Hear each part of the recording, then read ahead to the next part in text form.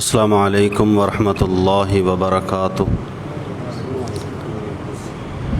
ان الحمد للہ نحمده ونستعینه ونستغفره ونؤمن به ونتوکل علیہ ونعوذ باللہ من شرور انفسنا ومن سیئات اعمالنا من يهده الله فلا مضل له ومن يضلله فلا هادي له أشهد أن لا إله إلا الله وحده لا شريك له وأشهد أن محمدًا عبده ورسوله يا أيها الذين آمنوا اتقوا الله حق تقاته ولا تموتن إلا وأنتم مسلمون يا أيها الناس اتقوا ربكم الذي خلقكم من نفس واحدة وخلق منها زوجها وبث منهما رجالا كثيرا ونساء واتقوا الله الذي تساءلون به والأرحام إن الله كان عليكم رقيبا يا أيها الذين آمنوا اتقوا الله وقولوا قولا سديدا يصلح لكم أعمالكم ويغفر لكم ذنوبكم ومن يطع الله ورسوله فقد فاز فوزا عظيما أما بعد فإن خير الحديث كتاب الله وخير الهدي هدي محمد صلى الله عليه وسلم شر الأمور محدثاتها وكل محدثة بدعة وكل بدعة ضلالة وكل ضلالة في النار إن الله وملائكته يصلون على النبي يا أيها الذين آمنوا صلوا عليه وسلموا تسليما اللهم صل على محمد وعلى آل محمد كما صليت على إبراهيم وعلى آل إبراهيم إنك حميد مجيد اللهم بارك على محمد وعلى آل محمد كما باركت على إبراهيم وعلى آل إبراهيم إنك حميد مجيد أعوذ بالله السميع العليم وبوجهه الكريم وسلطانه القديم من الشيطان الرجيم من همزه ونفخه ونفثه بسم الله الرحمن الرحيم قد كانت لكم أسوة حسنة في إبراهيم والذين معه إذ قالوا لقومهم إنا براء منكم ومما تعبدون من دون الله كفرنا بكم وبدا بيننا وبينكم العداوة والبغضاء أبدا حتى تؤمنوا بالله وحده إلا قول إبراهيم لأبيه لأستغفرن لك وما أملك لك من الله من شيء ربنا عليك توكلنا وإليك أنبنا وإليك المصير۔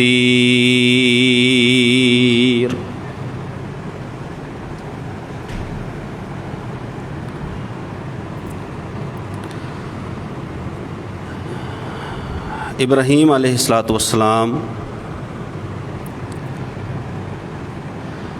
ایسی عظیم شخصیت ہیں کہ اللہ رب العزت نے خاتم الانبیاء جناب محمد الرسول اللہ صلی اللہ علیہ وآلہ وسلم کو بھی حکم فرمایا کہ آپ ملت ابراہیم کی پیروی کیجیے، فاتبع ملت ابراہیم حنیفہ، آپ ابراہیم کی ملت اور ابراہیم کے نظریے کی پیروی کیجیے۔ آپ سوچئے کہ امام الانبیاء کو کہا جا رہا ہے کہ آپ ابراہیم علیہ السلام کے دین کی پیروی کیجیے، تو ابراہیم علیہ السلام کا دین اور ان کی شخصیت کس قدر عظیم ہے، اور اس عظمت کی وجہ ابراہیم علیہ السلام کی زندگی ہے۔ اذ قال له ربه اسلم قال اسلمت لرب العالمین، اللہ نے جناب ابراہیم علیہ السلام کو کہا ابراہیم فرما برداری کر، ابراہیم نے کہا میں جہانوں کے رب کا فرما بردار ہو گیا، میں جہانوں کے رب کا فرما بردار۔ ہمیں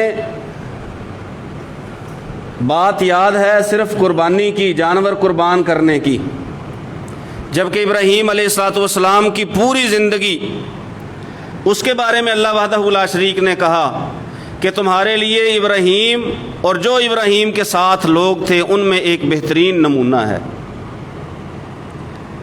صرف جانور کی قربانی نہیں، ساری زندگی ابراہیم علیہ السلام کی تسلیم و رضا سے بھری پڑی ہے۔ اللہ کا جو بھی حکم ماننا وہ دل کی خوشی سے ماننا، رضا سے ماننا، ہر وقت اللہ کی اطاعت پر آمادگی ظاہر کی۔ ہم لوگ 10 ذی الحج کے دن قربانی بڑے ذوق شوق سے کرتے ہیں، بلکہ ذی الحج آنے سے پہلے ہی ہمارے گھروں اور گلیوں میں قربانی کے رنگ نظر آنے شروع ہو جاتے ہیں۔ لیکن ایک مسلمان کی زندگی، اسلام والی زندگی اور اطاعت والی زندگی کی ابتدا جہاں سے ہوتی ہے، نماز، اس کے رنگ ہمیں اپنی گلیوں اور گھروں میں نظر نہیں آتے۔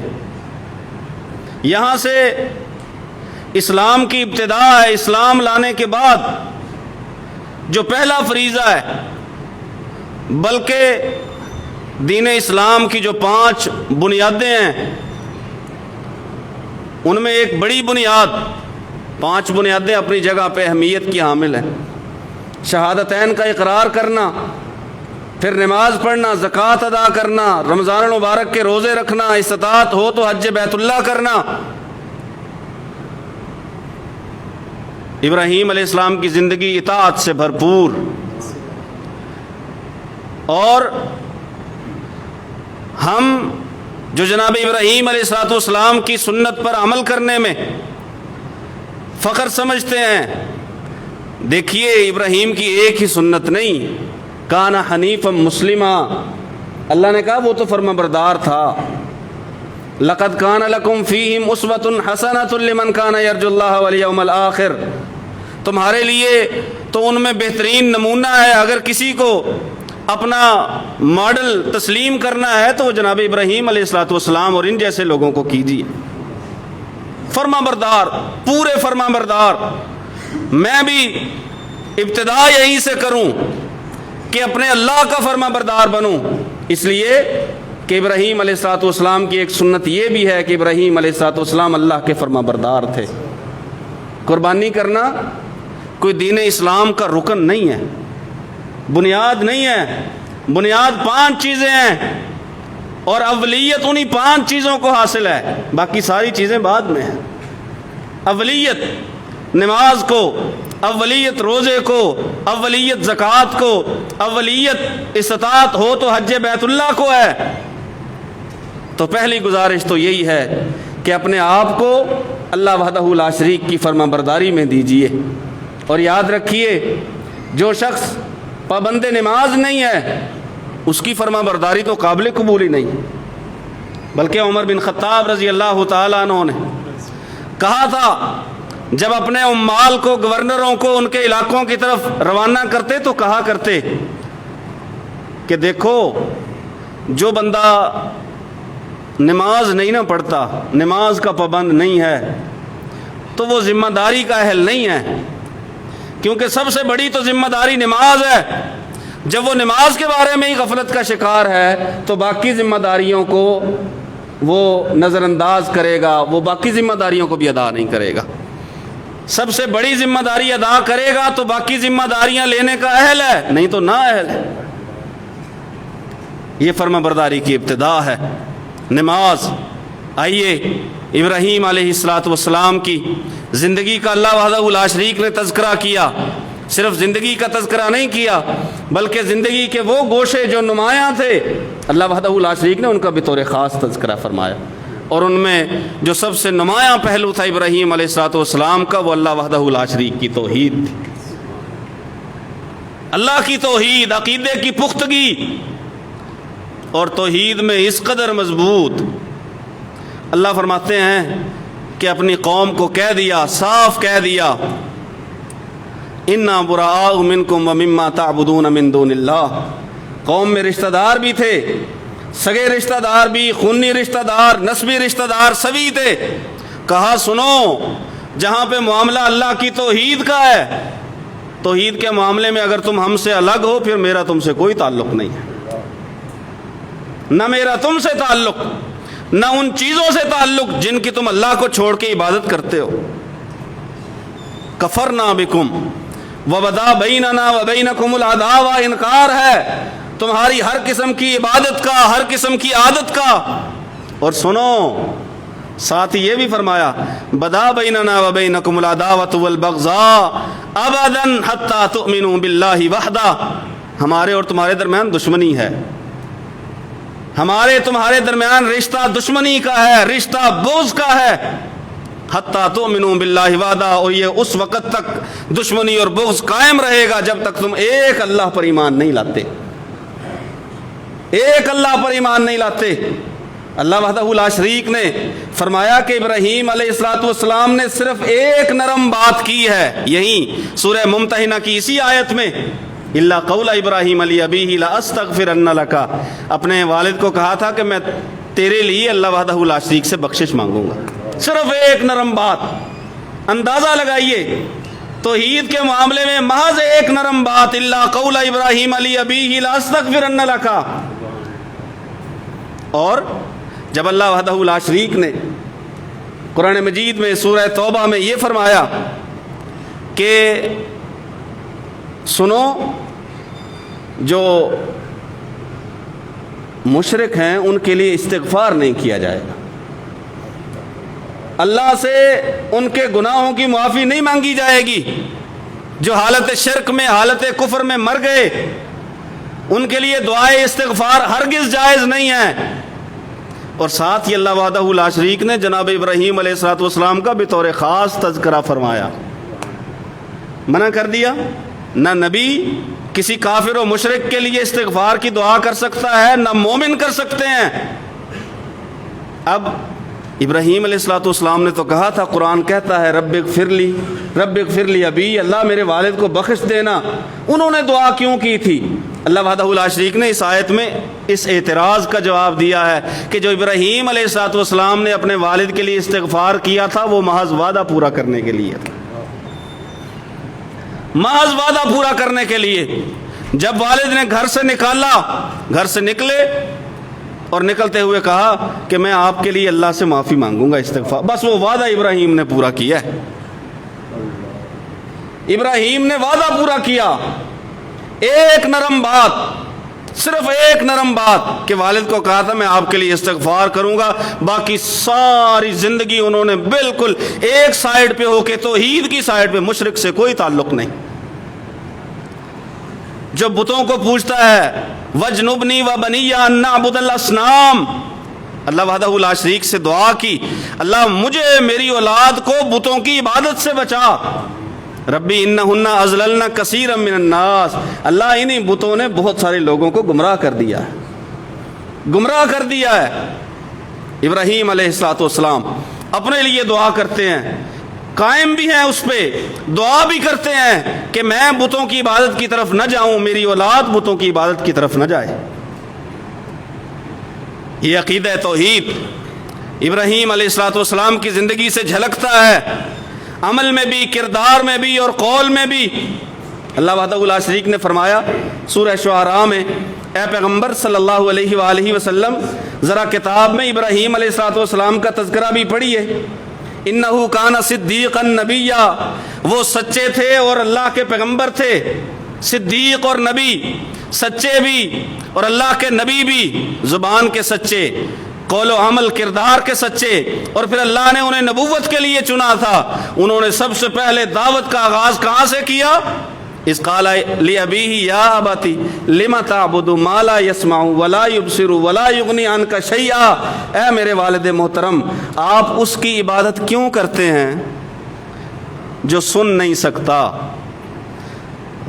جو دیکھ نہیں سکتا، جو آپ کے لیے کچھ کر نہیں سکتا، نہ فائدہ پہنچا سکتا ہے، نہ آپ سے نقصان کو دور کر سکتا ہے۔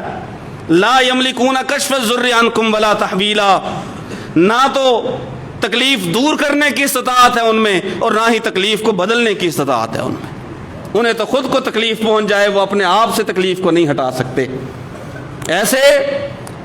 ایسے لوگ یا ایسے پتھر جو نہ ہل سکتے ہیں، نہ جل سکتے ہیں، نہ سن سکتے ہیں، نہ پکڑ سکتے ہیں، نہ بول سکتے ہیں، نہ جواب دے سکتے ہیں۔ یہی تو بات تھی جب ابراہیم علیہ السلام نے اپنی قوم سے کہا کہ میری قوم، مجھے اللہ وحدہ لا شریک نے کچھ دے کے بھیجا ہے، یہ جو تم بتوں کی عبادت کرتے ہو یہ سب غلط ہے، ایک اللہ عبادت کے لائق ہے، ایک اللہ لائق ہے کہ اس کی عبادت کی جائے۔ انہوں نے کہا اس بات پہ کوئی تیرے پاس دلیل بھی ہے یا ویسے ہی بات کر رہا ہے؟ ابراہیم علیہ السلام نے پوچھا تھا پھر مجھے یہ بتاؤ، هل يسمعونكم اذ تدعون او ينفعونكم او يضرون، جب تم انہیں بلاتے ہو سنتے ہیں؟ جب بلاتے ہو سنتے ہیں؟ یا یہ بتاؤ جو تم پکارتے ہو جنہیں تمہیں نفع پہنچا سکتے ہیں یا اپنے نہ ماننے والے کو؟ یعنی ابراہیم علیہ السلام اپنی طرف اشارہ کرے، اپنے نہ ماننے والے کو کوئی نقصان پہنچا سکتے ہیں؟ یہ بتاؤ، یا تو نقصان پہنچوا کے دکھاؤ کہ واقعی نقصان پہنچاتے ہیں۔ قوم خاموش ہو گئی۔ دوسری دلیل یہ پیش کی، جب انہیں بتوں کو توڑ دیا تو وہ آگے اکٹھے ہو کے، تو نے توڑا ہے؟ کہا ان سے پوچھ لو، ان سے پوچھ لو کس نے توڑا ہے۔ کہا یہ تو تجھے پتا ہے نا، بات نہیں کرتے ابراہیم، تجھے پتا ہے اچھی طرح یہ بات نہیں کرتے۔ فرمایا اف لکم ولما تعبدون من دون اللہ، افسوس ہے تم پر بھی اور تمہارے اس کام پر بھی کہ تم اللہ کے سوا ایسے لوگوں کی عبادت کرتے ہو جو نہ نفع پہنچا سکتے ہیں نہ نقصان پہنچا سکتے ہیں۔ ایسی چیزوں کی عبادت، ایسے لوگوں کی عبادت کی بات ہوئی۔ ابراہیم علیہ السلام نے یہ بھی کہا سنو بھائی، جن کی تم عبادت کرتے ہو نا، تم اور تمہارے پرانے آباء و اجداد، انتم و آباؤکم الاقدمون فإنہم عدو لی، جاؤ میں نے انہیں اپنا دشمن قرار دیا۔ انہم عدو لی، وہ میرے دشمن، وہ میرے مخالف، اور وہ جو میری مخالفت میں کرنا چاہیں انہیں اجازت کریں، میرے ساتھ انہیں اجازت ہے، کیونکہ عقیدہ پختہ ہے کہ اگر نقصان اللہ کی طرف سے آئے تو کوئی ہٹا نہیں سکتا، اگر اللہ فائدہ کرنا چاہے تو کوئی روک سکتا؟ یہی تو سوال ہے جو سورہ زمر میں اللہ وحدہ لا شریک نے مشرکین سے پوچھا تھا کہ اے پیغمبر صلی اللہ علیہ وآلہ وسلم آپ پوچھئے ان سے کہ جنہیں تم گمان کرتے ہو اللہ کے سوا کہ یہ بھی کچھ کر سکتے ہیں، اگر اللہ میرے ساتھ رحمت کرنے کا، شفقت فرمانے کا ارادہ کرے، حل ہن ممسکات رحمتی، کیا یہ اللہ کی رحمت کو روک لیں گے؟ روک لیں گے اللہ کی رحمت کو. اگر اللہ مجھے فائدہ دینا چاہے روک لیں گے فائدے کو, اور اگر اللہ مجھے نقصان پہنچانا چاہے حل ہن کاشفات ضرری, کیا یہ اللہ کے دیے نقصان کو دور کر سکتے ہیں؟ یہ پوچھئے, پھر پتہ چلے گا کہ یہ جو عبادت کرنے والے لوگ ہیں اللہ کو چھوڑ کے اوروں کی, ان کے پاس کتنی دلیلیں ہیں ان کی عبادت کرنے کی, یا کتنے جواب ہیں اس سوال کے کیا اللہ کی ڈالی ہوئی تکلیف دور کر سکتے ہیں؟ جب دور نہیں کر سکتے تو پھر اسی سے کیوں نہیں مانگتے جو تکلیف دور کرتا ہے؟ پھر اسی سے کیوں نہیں مانگتے جو رحمت عطا کرتا ہے, جو نفع و نقصان کا مالک ہے؟ ابراہیم علیہ السلام نے فرمایا سارے دشمن الا رب العالمین, ہاں اگر میرے ساتھ کوئی ہے تو وہ جو سارے جہانوں کا رب ہے. اور آئیے عقیدہ سنیے بھی اور درست بھی کیجئے. الذی خلقنی فہو یہدین, وہی ہے جس نے مجھے پیدا کیا, وہی ہے جس نے مجھے سیدھا راستہ دکھایا, اسی نے پیدا کیا. پیدا کرنے والا وہ ہے اور راستہ دکھانے والا بھی. والذی هو یطعمنی ویسقین, وہی ہے جو مجھے کھلاتا ہے, وہی ہے جو مجھے پلاتا ہے. والذی هو یطعمنی, کھلاتا بھی وہ ہے پلاتا بھی وہ ہے. آمدن میں اضافے کے لیے اللہ کے سوا اوروں کے در پہ جا کے جھکنے والے اس طرف غور کریں. ابراہیم جو مسلم تھے, فرما بردار تھے, عقیدہ توحید پہ کاربند تھے, جن کی یاد میں قربانیاں خرید رہے ہو, تیاریاں کر رہے ہو, انہوں نے کہا مجھے اگر کھلاتا ہے تو اللہ اور پلاتا ہے تو کھانے کے لیے بھی وہ دے, پینے کے لیے بھی وہ دے, اسباب وہ مہیا کرے, اور میں جا کے کسی اور سے مانگوں؟ ایسے ہو سکتا؟ ایسے نہیں ہو سکتا. وَإِذَا مَرِضْتُ فَهُوَ يَشْفِينِ, جب میں بیمار ہوتا ہوں شفا بھی وہی دیتا ہے. یہ عقیدہ ہے, یہ ملت ابراہیم ہے, ملت ابراہیم حنیف ہے, جس کی پیروی کا اللہ نے مومنوں کو بھی حکم دیا اور رسول اللہ صلی اللہ علیہ وسلم کو بھی حکم دیا. اذا مرضت فهو یشفین, اذا مرضت فهو یشفین. بیمار ہوتے ہو, تکلیف میں ہوتے ہو, بھول جاتے ہو اللہ تعالیٰ کو, بھاگتے ہو غیروں کی طرف, کبھی کہیں کبھی کہیں کبھی کہیں, فلاں شفا دے گا فلاں شفا دے گا, وہاں سے شفا ملتی ہے. نہیں نہیں, ایک عقیدہ, بیمار اگر ہوا ہوں شفا ادھر سے آئے گی. امتحان ہے بیماری, بیماری امتحان ہے, صبر کا بھی امتحان ہے, ایمان کا بھی امتحان ہے, عقیدے کا بھی امتحان ہے. اللہ تعالیٰ آزماتا ہے, آسانی دے کے آزماتا ہے, تنگی دے کے بھی آزماتا ہے. بیماری بھی امتحان ہے. مرض تھوڑی سی لمبی ہوئی, تھوڑی سی لمبی چلی, بس دھاگا باندھ لو, کڑا ڈال لو, گلے میں کچھ لٹکا لو, فلاں درخت کی ٹہنیاں توڑ کے ان کو گلے میں لٹکا لو. رسول اللہ صلی اللہ علیہ وسلم نے کیا فرمایا؟ جس نے کوئی چیز لٹکائی اور پھر اسی پہ عقیدہ رکھا کہ اس کی وجہ سے شفا ملے گی, وکل الیہ, اللہ اسے چھوڑ دیتا ہے اور اسی چیز کی طرف اسی چیز کے سپرد کر دیا جاتا ہے. ادھر ہی گیا جس کے بارے میں عقیدہ بنایا ہوا کہ اس کی وجہ سے مجھے شفا ملی ہے. اور رسول اللہ صلی اللہ علیہ وسلم نے فرمایا اگر ایسے عقیدے سے کسی نے گلے میں کوئی چیز لٹکائی فقد اشرک, اس بندے نے شرک کیا. راستہ ہے شرک کا. اور اکثر ہم لوگ اپنی اولاد کی بیماری کو برداشت نہیں کر سکتے, اپنی بیماری کو, والدین کی بیماری کو برداشت نہیں کر سکتے, ڈھونڈتے پھرتے ہیں. ایک ہے طریقہ علاج ڈھونڈنا, ایک ہے شفا ڈھونڈنا, دونوں میں فرق ہے. طریقہ علاج ڈھونڈنا جائز ہے, شفا ادھر سے آتی ہے.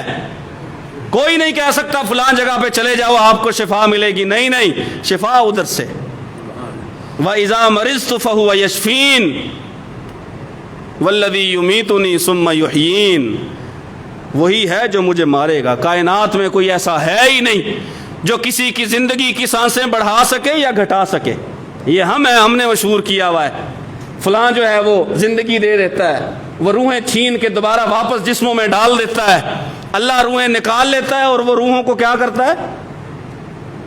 سبحان اللہ، قربان جائیے، کہانیاں سنانے والے بھی اور ہم جیسے کہانیاں سننے والے بھی سر دھنتے ہیں، سر ہلاتے ہیں، جھومتے ہیں، بڑا کام کر دیا، بڑا کام کر دیا۔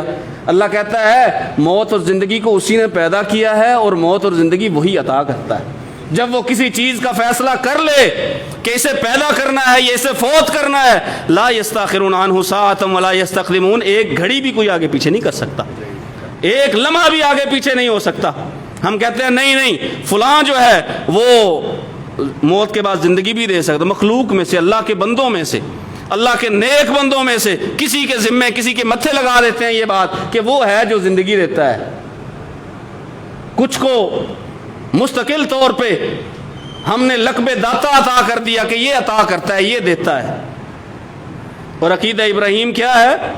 کھانے کے لیے اگر دیتا ہے تو اللہ، پینے کے لیے اگر دیتا ہے تو اللہ، اور ساتھ ہی دعا کر دی ربی ہب لی من الصالحین، اگر اولاد عطا فرماتا ہے، کھانا بھی اللہ دے، اولاد بھی اللہ دے، رزق بھی اللہ دے، پینا بھی اللہ دے، اور داتا وہ کوئی اور۔ سبحان اللہ، داتا وہ ہے جو عطا کرتا ہے، جسے کسی کی حاجت نہیں، جو کسی سے مانگتا نہیں، جسے کسی کی ضرورت نہیں ہے، اور وہ اللہ تعالیٰ ہے۔ یہ عقیدہ ابراہیم ہے، یہ ملت ابراہیم ہے، حنیف مسلمہ، بالکل یک طرفہ سیدھی اور فرما بردار ملت، فرما بردار عقیدہ، عقیدہ توحید۔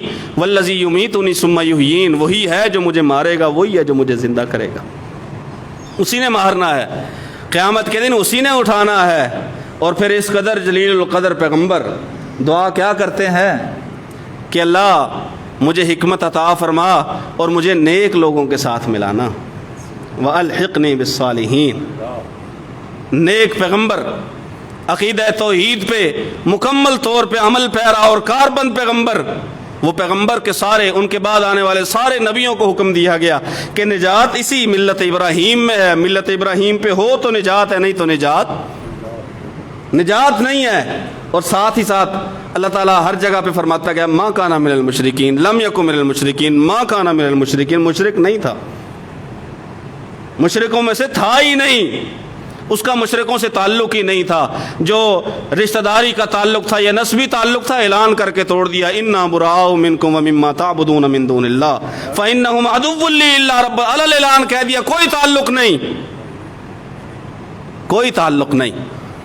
بادشاہ کے سامنے تنے تنہا اکیلے، وہ بادشاہ جو اپنے آپ کو سجدہ کرواتا ہے، اس کے سامنے تنے تنہا کھڑے ہیں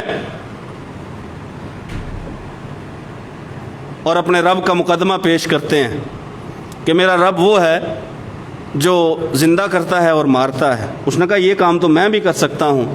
دوسری دلیل یہ دی، اچھا پھر میرا رب وہ ہے جو سورج کو مشرق سے طلوع کرتا ہے، فات بہا من المغرب، اگر تو رب ہے تو سورج کو مغرب سے لا کے دکھا۔ فبہت الذی کفر، قرآن میں اللہ کہتا ہے کافر کے پاس جواب تھا ہی نہیں۔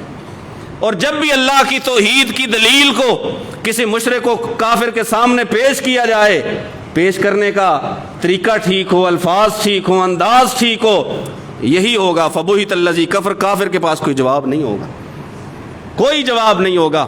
عقیدہ توحید ابراہیم علیہ الصلوۃ والسلام کا عقیدہ، ایک اللہ سے کھانا اور پانی مانگنے کا عقیدہ ابراہیم علیہ الصلوۃ والسلام کا عقیدہ، ایک اللہ سے اولاد مانگنے کا عقیدہ ابراہیم علیہ الصلوۃ والسلام کا عقیدہ، اور ایک اللہ کے ہاتھ میں شفا ہونے کا عقیدہ ابراہیم علیہ الصلوۃ والسلام کا عقیدہ۔ اور رسول اللہ صلی اللہ علیہ وسلم کو حکم ہے فاتبع ملت ابراہیم حنیفا، کہ اے پیغمبر صلی اللہ علیہ وسلم آپ ملت ابراہیم کی پیروی کیجئے جو مشرکوں میں سے نہیں تھے۔ اللہ سے دعا ہے اللہ سمجھ کر عمل کی توفیق نصیب فرمائے۔